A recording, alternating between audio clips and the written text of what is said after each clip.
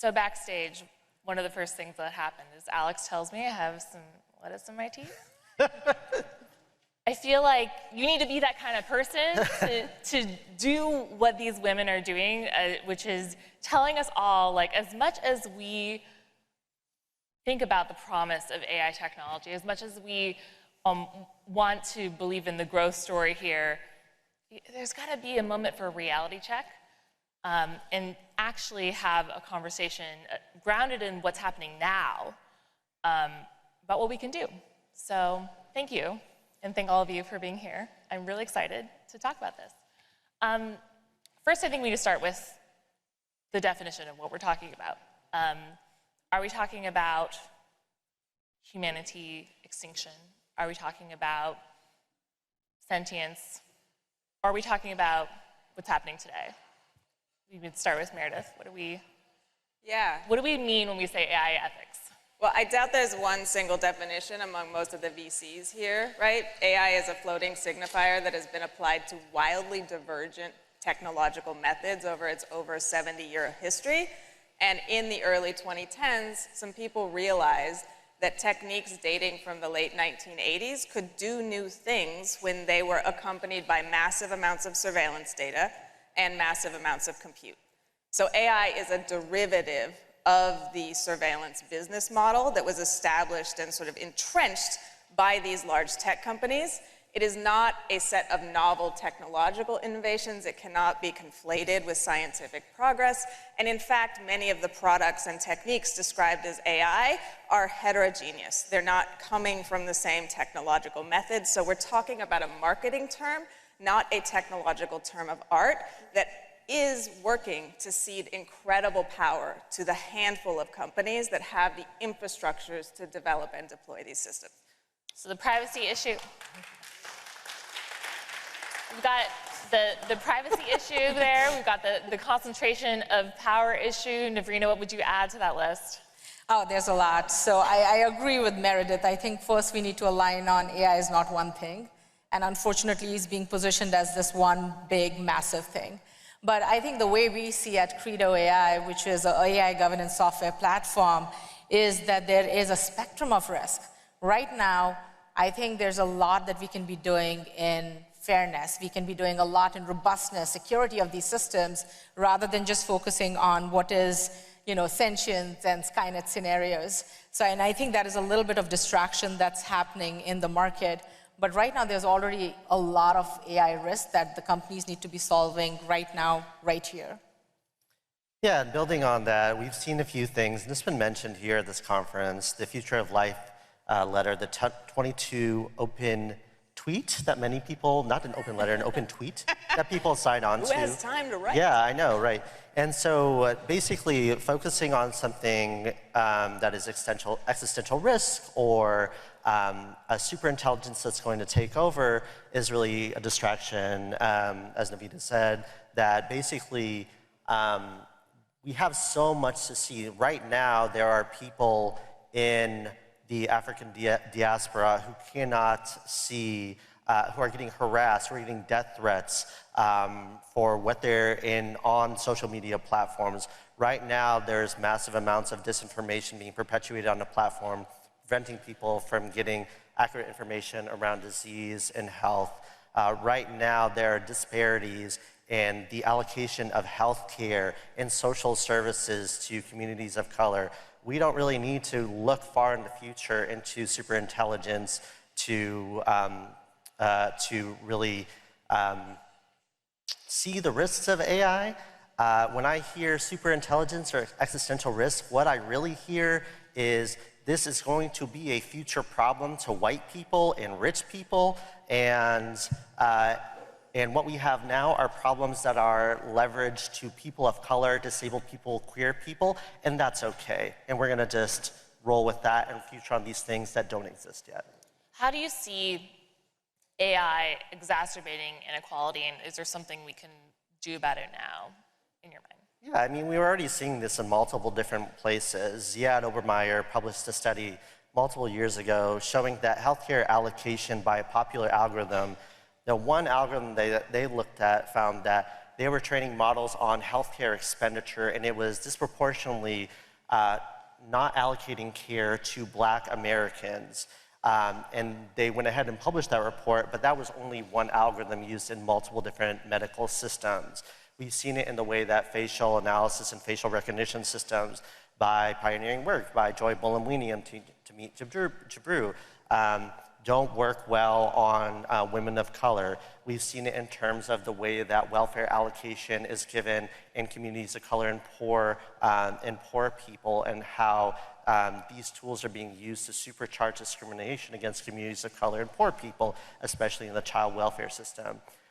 So we need tools to enable us to see what's happening in these systems, and that means looking at these very narrow uses of AI and the way they're discriminating against vulnerable populations. How do you go about convincing people to rally around these issues? And maybe you have different issues in mind than Alex, but when you are talking to people who are so caught up in the arms race, honestly, for AI development, like, how do you get them to listen to, like, we need to keep this in mind, like, we need to make sure that we are built, while we still have control of these tools, that we're inserting some control? Well, I mean, look, there are a handful of companies that do have control over these tools. There's no mystery about where that control comes from, and there's no escape velocity in which these tools just populate like pollen into the ecosystem and act on their own. Full stop. I want to come back to sort of Alex's point, because I think Alex gave a number of great examples of how these models themselves can perpetuate bias as a product of the way that they're built, their frameworks, their training data, and how they operate, their internal logics. But that's obviously not the only way, right? These models can perpetuate histories of marginalization and inequality due to who gets to use them, who gets to decide how they're used, and who they're used on. So when you ask kind of how do we rally people to this cause, how do we get them to pay attention, I think we're, in this room, this is a very narrow context, right? This is sort of the tech world, tech journalists, VCs. This is not the world, right? This is a very specific community. But, look down to LA, and you have people rallying around this. You have the Writers Guild of America who are on strike right now saying, hell no, we're not going to allow the studios to introduce GPT in a way that would undercut our standard of living, justify their firing us, then hiring us back as AI editors with, oh wait, it's an Uberization, so no contracts, no benefits, no security. So people are rallying, and they're rallying hard, but we're not usually interpreting that as a rejection of these forces of inequality and consolidation of power. So I think we need to, when we talk to, say, Sam about the future of work, we need to be really specific, right? Whose job? Which work? Are you in favor of Microsoft licensing the GPT technology to large studios to undercut writers' jobs or not? Let's be precise. If I agree with Meredith, and I think the context here is pretty narrow. I do want to talk a little bit about incentive misalignment. I don't think you can just bring someone to the table and expect them to listen. I think you really have to sort of speak their language. So as an example, what we are seeing in the enterprise world, be it the big tech or some of the fast-rising AI startups, I think their incentives are literally human incentives. We are either motivated by ambition or we are driven by fear. And so what we are seeing is, even though there are these important consequences, as Alex and Meredith mentioned, there needs to be a translation to business objectives as well. And so what we are seeing right now, especially in the regulatory side, is one, fear-based motivations. That is, I need to be compliant to whatever regulations come up. I need to make sure what does good look like for my company is well-defined. And we've heard narratives today where there's been discussions around ethics is important, but I don't know what that means for my organization, which I think is a little bit of a cop-out, because if you put in the intention, you can actually figure out what does good look like for my company, for my context, for my applications. And then the second side is the ambition. And this is where we are seeing actually a lot of AI-first, ethics-forward companies where there is a big focus on using trust, using this narrative and the problem sets we are seeing in the consumer space Navrina, as a competitive advantage. What is the business reason to invest in ethics throughout an organization? Like, when you talk to clients, like, how do you get them to understand, it's not just about being sued or running afoul of laws. Like, how do you make them realize, like, this is something, because there aren't a lot of regulations yet. There aren't a lot of laws that take into account the current reality. Yeah, great question. So, at Credo AI, our mission is to make sure AI is in service of humanity, but it also needs to translate to business objectives. So what we are seeing is companies who are very transparent around how they've built these systems, where they will use these systems, where they will not use these systems, are actually seeing accelerated sales cycles. They are seeing more trust with the customers and consumers because there's a level of transparency being built, and then we are seeing shorter procurement cycles as well. So, I think ethics is such a critical component of making sure that the discriminations and the inequalities we are seeing in society and economy is not only tackled, but there's a business incentive, to really make sure it's good business and good governance aligned. I want to go back to the concentration of power point that you made. We have these companies that are not only running these models, but also they have the research that they're doing that maybe they're releasing, maybe they're not. They have the talent pool. Like, how do you think that if you are working in a startup now or working in the industry now, that you can reclaim some of that power from the larger companies? I mean, I don't have a one weird trick, right? This power is concentrated infrastructure. This power is concentrated data. This power is market reach to continually renew that cycle. This power is, it is a feedback loop that constitutes in economic terms a natural monopoly. So when we're talking about the startup industry, the AI startup scene, I think most people in this room probably know more than others that these are like barnacles on the hull of big tech. These are not competitors. These are using the frameworks created by these tech companies, the PyTorches, the TensorFlows, which are basically kind of like enterprise services that are like, sprinkle some AI dust on it and get an AI out, right? But this is not a meaningful mechanism of competition. And I do worry about the framing that like business incentives well aligned with social good will solve this.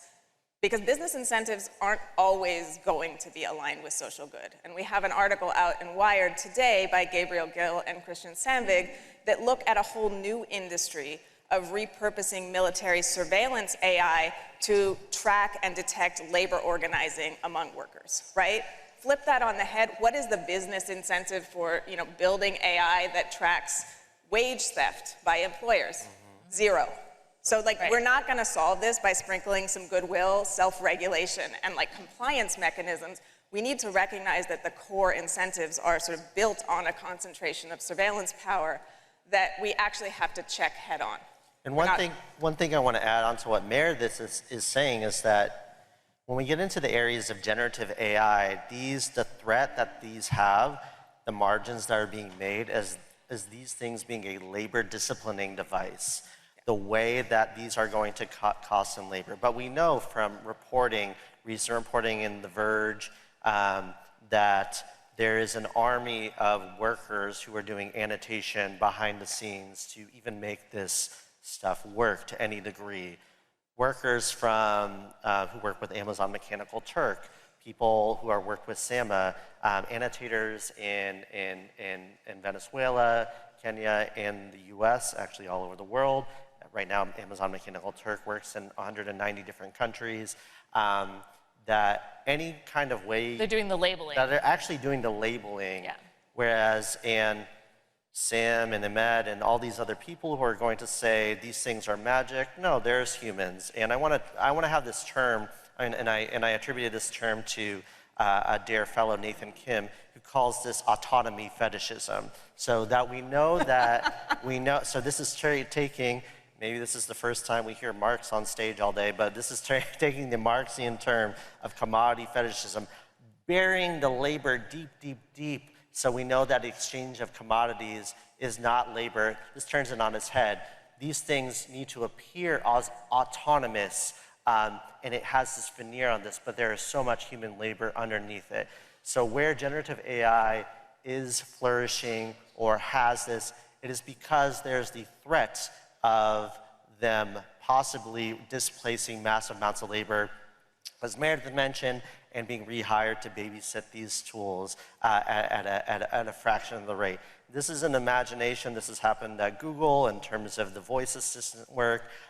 It's happening, and if it hasn't been reported yet, it will be. So that's what I see, and that's where I see generative AI, the real threat happening. If I may respond to something, Meredith, you said that it's, aligning business objectives to social good. I don't think we should all believe that's always going to happen, but I think what's really critical, and the discourse we are having here today is a testament to that all of us have different perspectives, and we are bringing that to this table to ensure that defining what good looks like for this industry is a collective effort, not dictated by a bunch of powerful companies, but at the same time not dictated by a set of activists. So the question is, how do you bring those parties together to make sure that we, for humanity, are defining what good looks like, is really important discourse. Well, I think there are some business problems that are catching on as major concerns, right? Absolutely. Like if you're using Gen AI for your coding, you may end up with possible vulnerabilities in your code that are across many industries, and you could be more susceptible to hacks, right?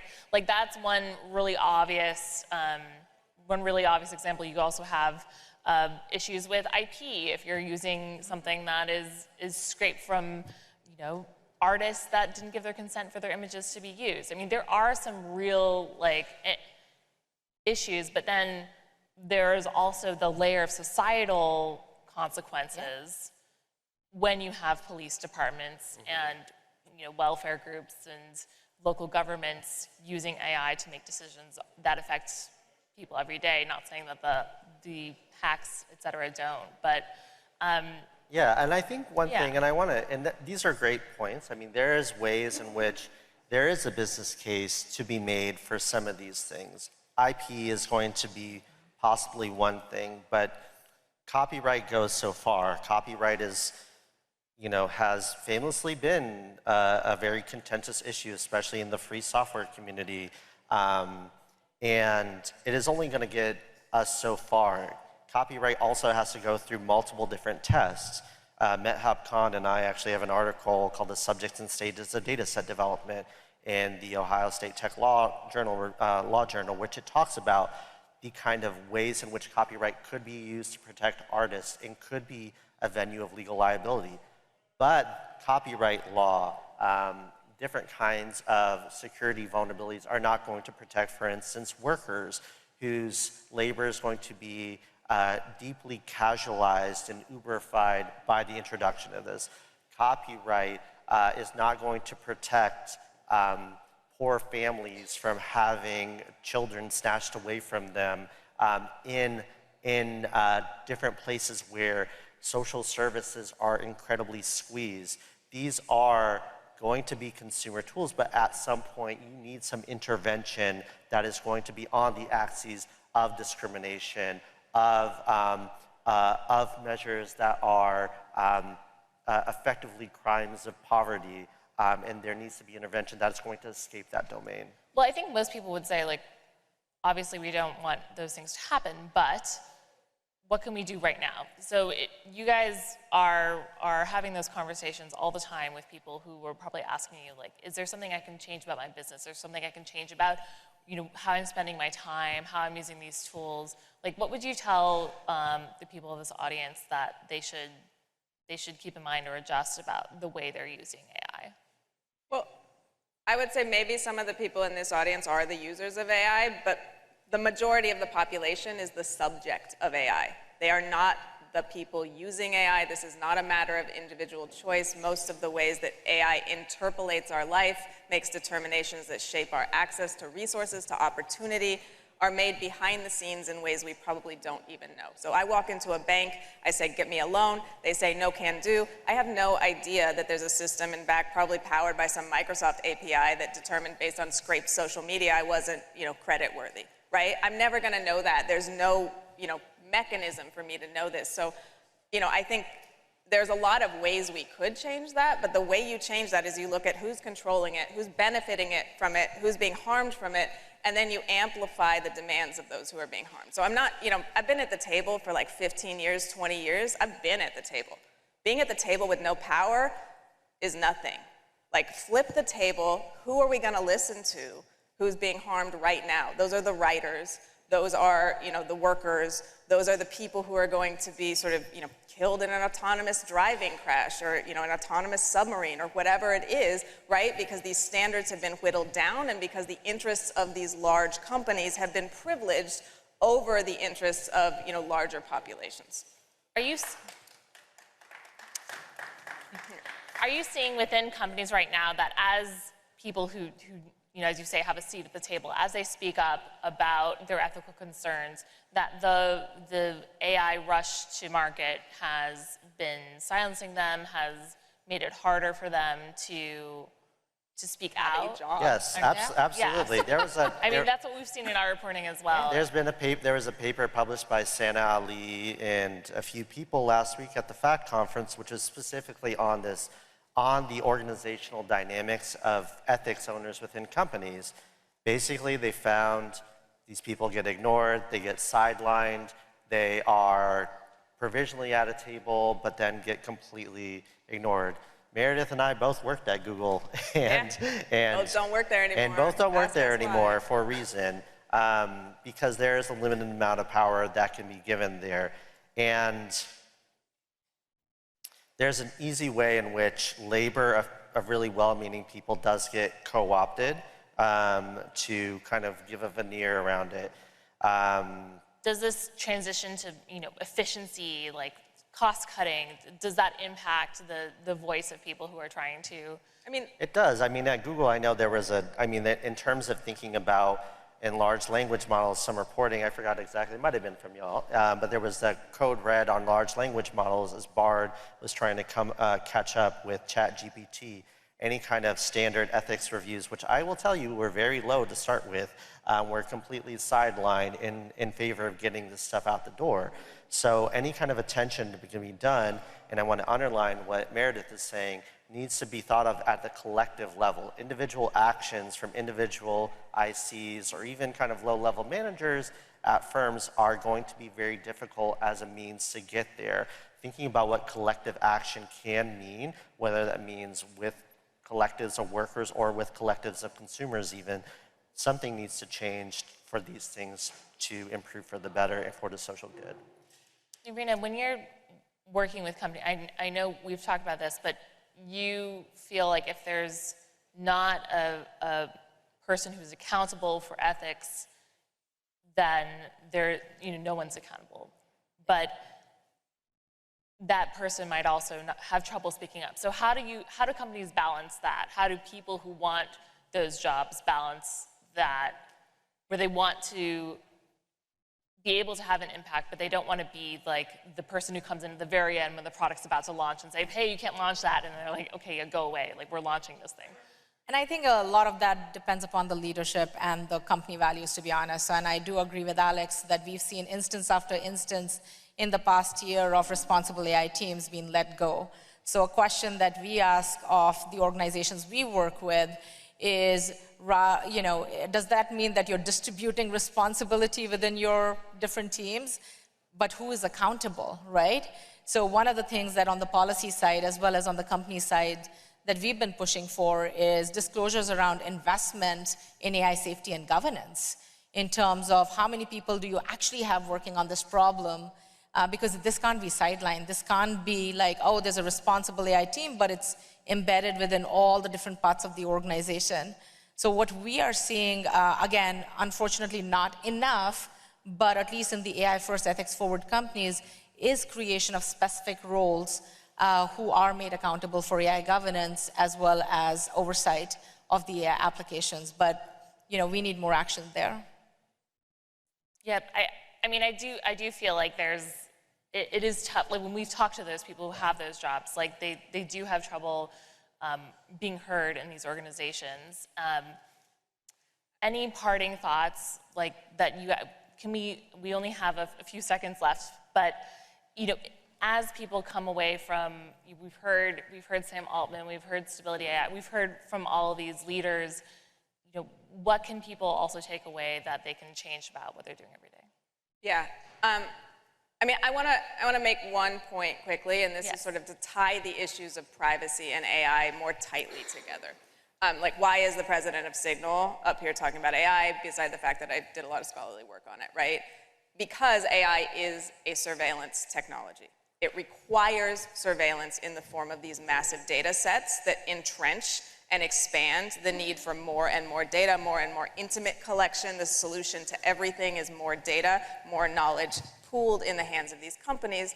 But then these systems are also deployed as surveillance devices. And I think it's really important to recognize that it doesn't matter whether an output from an AI system is developed through, sort of produced through some probabilistic statistical guesstimate, or whether it's data from a cell tower that's triangulating my location. That data becomes data about me. It doesn't need to be correct. It doesn't need to be sort of reflective of who I am or where I am, but it has power over my life that is significant, and that power is being pooled in the hands of these companies. So, when I think about these, like the Venn diagram of AI concerns and privacy concerns is a circle, and there is a world where, Signal and other legitimate privacy-preserving technologies persevere, where that becomes an increasing norm as people's discomfort with this concentration of power and surveillance increases. And there's a world where we continue on the hype-filled road toward AI, where that power is entrenched and naturalized under the guise of intelligence, and we are, surveilled to the point where we have very, very little agency over our individual and collective lives. So I think this concern is existential, and it's much bigger than the sort of AI framing that is often given. Thank you. Yeah, I think, for Credo AI and what we are focused on, we hear all these complexities of solving different kinds of risks, especially in different AI contexts.